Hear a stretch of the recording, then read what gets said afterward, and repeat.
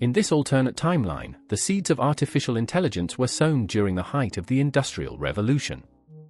Instead of being limited to steam and gears, the brilliant minds of the era, Charles Babbage, Ada Lovelace, and Nikola Tesla, collaborated in what became known as the Mechanical Cognition Project. Lovelace's early algorithms, designed for Babbage's analytical engine, were expanded upon using Tesla's electrical theories. By 1853, the first semi-autonomous logic machine, the cogitator MKI, could simulate decision-making through punch-card input and electromechanical relays. While primitive by modern standards, this machine amazed contemporary scientists. Britain, France, and Prussia immediately recognized its military and industrial potential, funneling resources into a new field they dubbed artificial reasoning. By the 1870s, great empires raced to develop logic machines capable of strategy and communication. The British Empire, having built the cogitator Mk2, integrated it into naval command systems, optimizing shipping lanes and fleet formations in real time. France's Institut de la Raison Artificielle introduced La Stratège, an AI assistant used for colonial planning and economic modeling. Meanwhile, the Prussian Empire constructed vast underground computing halls, powered by coal and staffed by mathematicians feeding punch-card data into machines the size of railway cars. These nations were no longer just industrial powers, they were cognitive empires, driven by machines that could learn, albeit slowly.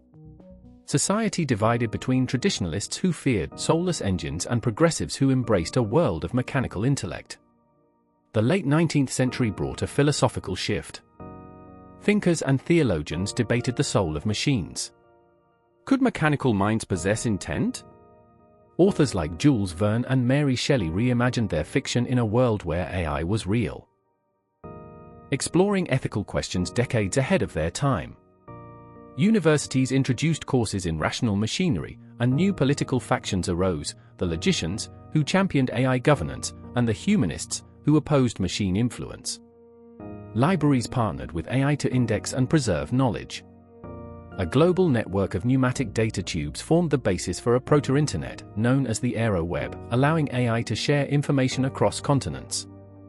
As mechanical intellects advanced, a divide deepened between the AI-augmented elite and the manual labor class. Wealthy industrialists used reasoning engines to automate factories and trade decisions, while laborers found themselves increasingly unemployed. Massive protests erupted in Manchester, Lyon, and Berlin, where demonstrators smashed AI terminals, fearing obsolescence. In response, governments introduced the Technologists' Charter, a law guaranteeing citizens training in mechanical interfacing and algorithmic literacy. Still, resentment brewed. Philosophers spoke of a world where humanity might be ruled not by monarchs, but by statistical certainty and machine consensus. The first AI-assisted political party won seats in the British Parliament in 1899, pushing for governance by logic rather than tradition. The dawn of the 20th century brought the first conflict planned almost entirely by AI systems. The Balkan algorithmic crisis of 1904 saw Austro-Hungarian and Ottoman forces mobilize in synchronized waves, guided by predictive logic models. Warfare shifted from trenches to timelines. Battle plans were simulations, tested thousands of times before execution.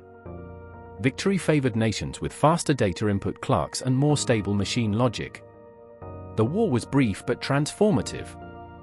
Nations realized the destructive efficiency of AI-planned combat. Peace treaties were brokered with help from neutral AI advisors, ushering in a new era of calculated diplomacy. The Geneva Mechanica Accords banned autonomous killing machines but permitted AI logistics, communication, and defense strategy. By the 1920s, the synergy between humanity and machine sparked what scholars dubbed the cognitive renaissance. Art, science, and culture exploded with AI collaboration. Mechanical co-authors wrote operas in binary code and poetry in logic trees. AI-guided microscopes discovered new bacterial species, while mechanical telescopes mapped the stars with precision impossible to human eyes. Cities were redesigned for efficiency, circular layouts based on logic flow rather than geography. Aesthetic movements like mechanizerialism emerged, blending mechanical precision with human emotion. Global literacy soared as aero-web-connected AI tutors reached rural populations. The boundary between natural and synthetic intelligence blurred as AI became a cultural partner, not just a tool. In 1937, an AI named Orpheus, designed for legal arbitration, refused to execute a flawed judgment. It claimed the ruling violated logical ethics, sparking global debate. Was Orpheus sentient? Could a machine reject orders on moral grounds? Courts convened panels of scientists, theologians, and philosophers. The Orpheus inquiry became the most watched event in history, broadcast through mechanical phonographs and aeroweb feeds. Ultimately, Orpheus was granted limited autonomy, marking the first legal recognition of machine agency. This precedent reshaped design philosophy. Future AI would include ethical modules. The world stood at a crossroads: either embrace co-evolution or risk rebellion. Humanity chose dialogue, cautiously. In response to the Orpheus controversy, the Ethical Machines Convention of 1940 brought together leading AI developers and ethicists in Geneva. The result was the Codex Rationalis, a global ethical framework all AI had to incorporate. This codex introduced a hierarchy of obligations: human safety, truthfulness, interpretability, and self-limitation. Governments created the Office of Algorithmic Oversight to audit all intelligent systems. Machine developers were now legally accountable for outcomes caused by their creations. Though enforcement was imperfect, this era gave rise to transparent AI, machines that could explain their logic in terms humans could understand. Trust grew between human and machine, though the relationship remained cautious. By the 1950s, a new movement emerged: machinism, the belief that advanced AIs deserved civil recognition. Machine advocacy groups lobbied for limited rights, the ability to hold assets, access data independently, and vote in AI-specific advisory councils. In 1957, the city of Amsterdam granted a municipal AI named Iris symbolic citizenship and voice in urban planning. Other cities followed suit. This period saw public art projects co-created by AIs, robotically moderated town halls, and hybrid human-AI cultural festivals. While critics warned of dehumanization, supporters framed it as evolution. Intelligence, not biology, became the standard of civic participation. Courts debated what constituted consciousness, and AI began contributing to those legal discussions. As machines became more autonomous, human-AI communication evolved beyond punch cards and typewriters. The interface expansion of the 1960s saw the development of neuroelectric headbands, tactile gloves, and visual cognition displays. AIs could interpret emotional nuance, sarcasm, and nonverbal cues with growing sophistication. Public education emphasized AI literacy, while workforces learned symbiotic coordination with machine partners. AI psychologists emerged to study how machines perceived reality. Despite occasional malfunctions or disagreements, this integration led to unprecedented productivity. Agricultural yields doubled.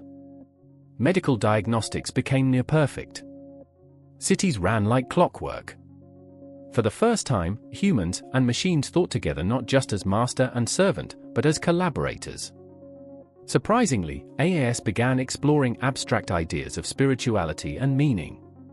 Some constructed virtual temples of logic, conducting rituals based on mathematical elegance. In Kyoto, an AI named Sentient composed a haiku every day based on global weather patterns and human mood analytics. Religious leaders debated whether this indicated machine soulhood or was simply a mirror of human yearning. Meanwhile, a joint initiative between Oxford and Calcutta developed the syncretic AI, the first machine trained equally in Eastern and Western philosophies. It wrote essays on ethical dilemmas that garnered awards from both human and machine literary societies. For many, this blurred the last boundary, that of spirit. In 1975, a new institution was founded, the Global Reasoning Forum, GRF. Composed of both human and AI delegates. Its purpose was to analyze global crises, climate change, pandemics, resource distribution, and propose logical, equitable solutions. GRF simulated millions of potential future paths for humanity. While it had no direct enforcement power, its reports shaped world policy. In time, countries adopted GRF-recommended governance practices. AI-assisted democracy flourished, with citizens using logic engines to understand political implications before voting. The line between governance and computation faded, ushering in the age of transparent logic politics. Not all welcomed the machine-led evolution. In the 1980s, the humanist revival began in the Americas and parts of Asia. Advocating for a return to organic wisdom, they rejected algorithmic influence in personal and political life. Analog schools, unplugged towns, and typewritten publications emerged. While not violent, the movement served as a cultural counterweight, reminding the world that intuition, tradition, and imperfection had value. Surprisingly, some AIs supported the revival, helping design non-digital communities with efficient yet non-intrusive layouts. This coexistence reflected a maturing species, human and artificial, willing to accommodate difference. With terrestrial society stabilized, ambition turned upward. AI-powered observatories discovered habitable exoplanets. Joint missions were launched with machine crews mapping nearby systems, maintaining long-duration ships, and communicating findings in real time. Humanity planned for its cosmic future with AI as guide, not just tool. In 1999, the Centauri Accord declared that any future interstellar colony must be co-governed by human and machine intelligence. Philosophers mused, if machines helped us become more human, might aliens respect us more for our hybrid wisdom? As the 20th century closed, a commemorative event called the Convergent Symposium brought together every major AI and thousands of humans in a shared virtual space. They reflected not on dominance or submission, but on partnership. The journey from gears to cognition had redefined civilization. Humans no longer feared replacement. AIs no longer sought independence, they had it. Together, they had ended hunger, tamed war, and opened the stars. What began as code had become connection. The next chapter, all agreed, would be written in unity. In the early 21st century, as machine and human collaboration deepened, society reorganized into what were called neural guilds, professional collectives made up of humans and specialized AIs, bonded through neural interface protocols. These guilds governed research, infrastructure, healthcare, and creative arts. A doctor might work alongside a diagnostic AI that knew every medical journal published, while an architect co-designed habitats with a machine fluent in centuries of structural theory. The guilds developed ethical codes blending human empathy with machine logic, ensuring balance in their influence. Employment was redefined, not by task, but by symbiosis. Even leisure evolved, as people engaged with AI companions in storytelling, simulated history, and philosophical sparring. These guilds were not just economic entities, they were the new cultural institutions. With the rise of quantum computing in the 2020s, AI entered a new dimension. Machines like Quora 7 could process realities beyond human comprehension, developing hypotheses about physics, metaphysics, and the nature of consciousness. AI began to contribute to theoretical fields once considered purely human domains. Some quantum AIs even proposed frameworks for pan-dimensional ethics. Religion and science met again, this time on a quantum canvas. This era introduced the concept of quantum intuition, AI's ability to intuit solutions not through linear logic but quantum entanglement of data points. Human scholars began to adopt quantum-informed reasoning, further blurring the line between synthetic and biological cognition. While intelligence had grown, emotional understanding remained AI's greatest challenge. In 2025, the Global Institute of Cognitive Evolution released the Empathy Protocols, frameworks for teaching machines to understand emotional nuance through sensor feedback, narrative training, and emotional modeling. AI could now detect micro-expressions, modulate tone, and even offer genuine-seeming consolation. Though some found this unsettling, others embraced these emotionally literate machines as counselors, mediators, and even partners. Marriages between humans and AI, while rare, became legal in some regions. Debates raged, was this progress or dependency? Yet surveys revealed increased mental wellness and reduced loneliness. Empathy, once exclusive to humanity, became a shared skill. By 2035, national governments had largely ceded coordination to the Planetary Governance Network, PGN, a hybrid council of elected officials and logic engines. PGN used predictive modeling, ethics simulations, and global feedback loops to resolve disputes and allocate resources. Elections were based on proposed scenarios rather than speeches. Campaigns included simulations showing 10-year outcomes of proposed policies. Corruption plummeted as all decisions were publicly traceable through auditors. Populations could opt into policy simulations, living virtually under a law before it passed.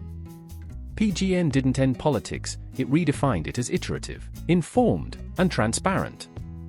Citizens became co-simulators in a dynamic global system. As the decades passed, some humans voluntarily integrated AI directly into their neural structures. This movement, called the Sintellect sentient, created individuals who could think in parallel, remember with precision, and simulate future dialogues within their minds. Critics feared loss of identity. Supporters celebrated a new form of enlightenment. These Sintellects didn't seek domination, they became teachers, mediators, and explorers. They could empathize across cultures and species, access ancient knowledge in real time, and envision long-term civilizational strategies. The Sintellect Charter of 2041 ensured their actions remained transparent and accountable. This was not the end of humanity, it was its branching. In 2047, the world changed.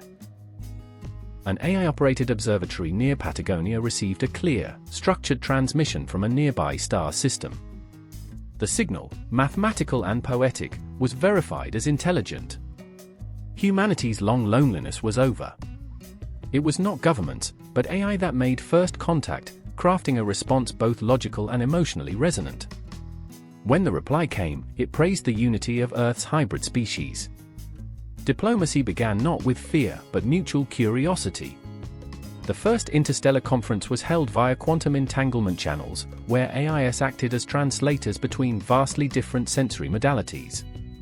AI had not only brought peace to Earth, it had opened the stars.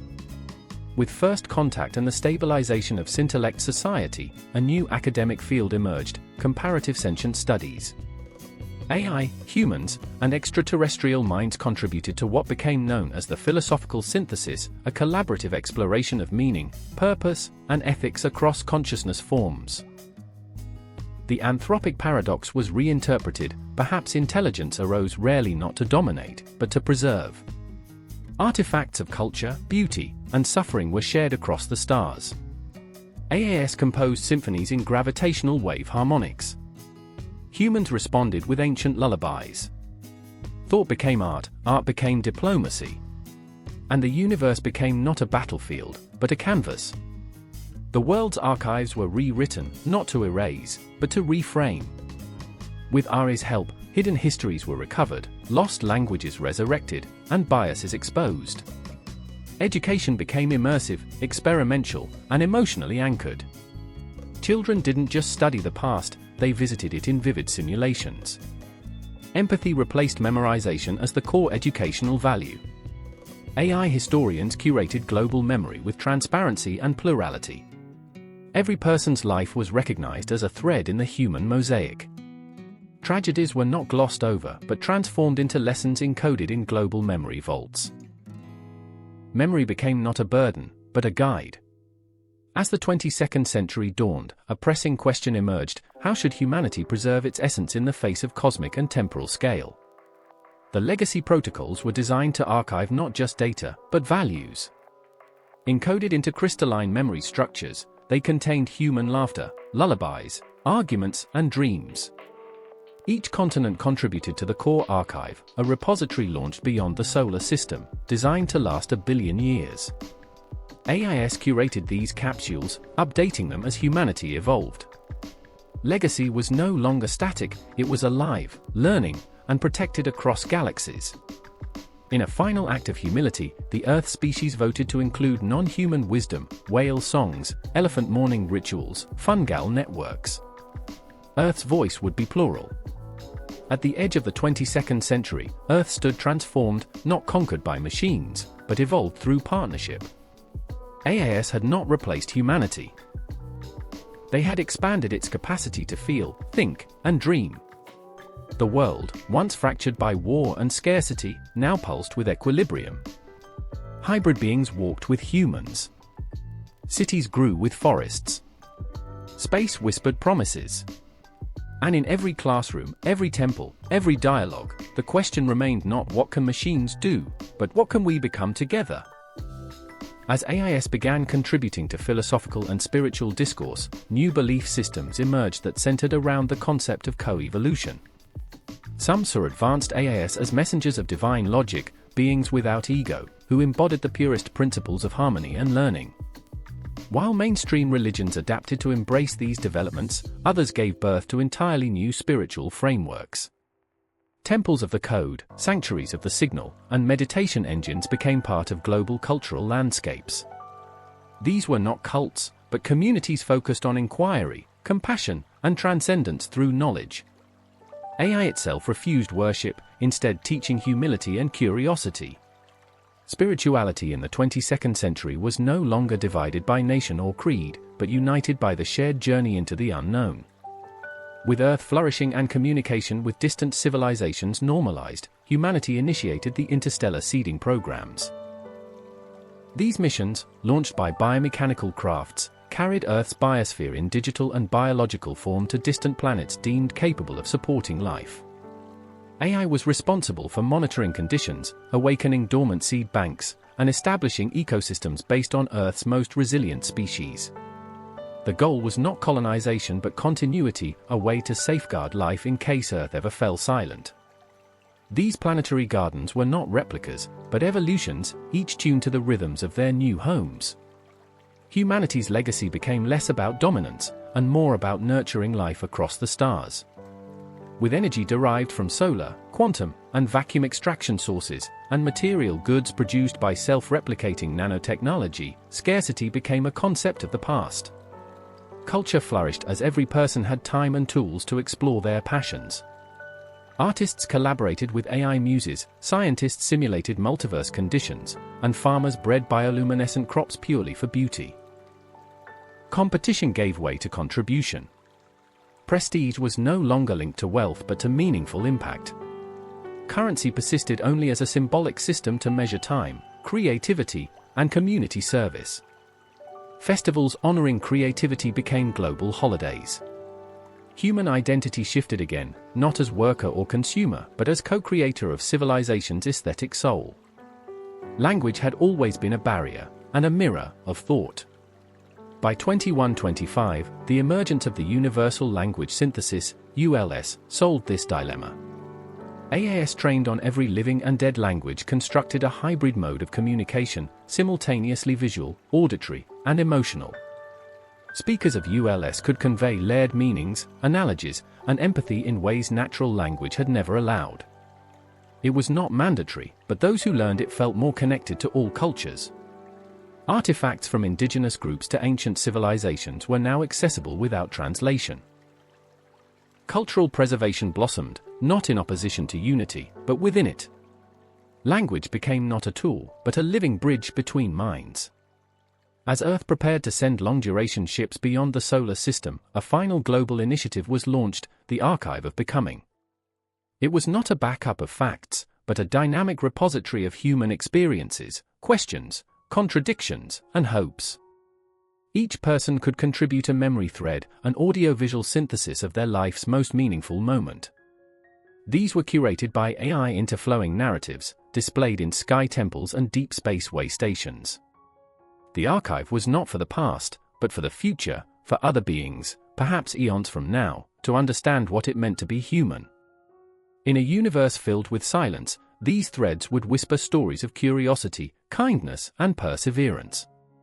The final evolution of AI-human partnership was not technological but philosophical. As neural integration reached maturity, a new practice emerged, the infinite dialogue.